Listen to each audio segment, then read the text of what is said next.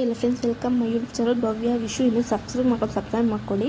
ಚಿತ್ರಾನ್ನ ಸಿಂಪಲ್ಲಾಗಿ ಹೇಗೆ ಮಾಡೋದು ಅಂತ ನೋಡೋಣ. ಒಂದು ಮಿಕ್ಸಿ ಜಾರಿಗೆ ಹಸಿ ತೆಂಗಿನಕಾಯಿ, 7ರಿಂದ 6 ಹಸಿಮೆಣಸಿನ್ಕಾಯಿ, ಶುಂಠಿ, ಬೆಳ್ಳುಳ್ಳಿ, 1 ಇಂಚಷ್ಟು ಶುಂಠಿ ನೋಡಿ ಮಸಾಲೆ ನೀರು ಹಾಕಿ ರುಬ್ಕೊಂಬೇಡಿ. ನೀರು ಹಾಕ್ದೇ ರುಬ್ಕೊಳ್ಳಿ, ಹಂಗೆ ಸ್ವಲ್ಪ ತರಿಯಾಗಿ.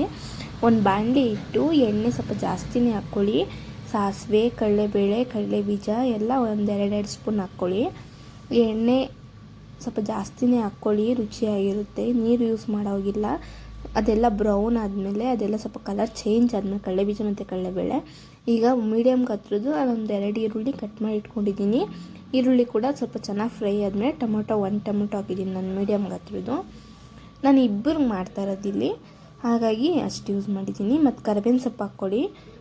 ರುಬ್ಬಿಟ್ಕೊಂಡಿದ್ವಲ್ಲ ಮಸಾಲೆ, ಅದು ಕೂಡ ಹಾಕ್ಕೊಂಡು ಚೆನ್ನಾಗಿ ಫ್ರೈ ಮಾಡಿ. ಹಸಿ ವಾಸನೆ ಎಲ್ಲ ಹೋಗಬೇಕು. ರುಚಿಗೆ ತಕ್ಕಷ್ಟು ಉಪ್ಪು, ಎಣ್ಣೆ ಎಲ್ಲ ಸೈಡಲ್ಲಿ ಬಿಟ್ಕೊಂಡಿದ್ದೆ ನೋಡಿ, ಕಾಣಿಸ್ತಾ ಇದೆಯಾ?